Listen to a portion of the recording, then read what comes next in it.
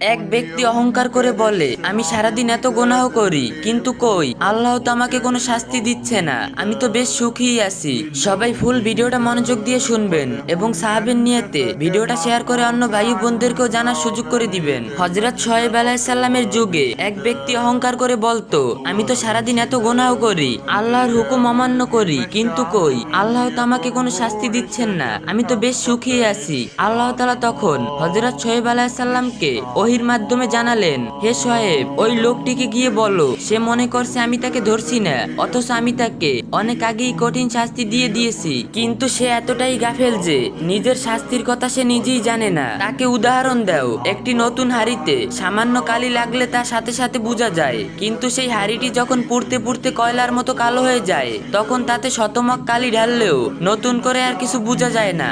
লোকটির অন্তরের অবস্থাও এখন সেই কালো হাড়ির মতো। গুনাহ করতে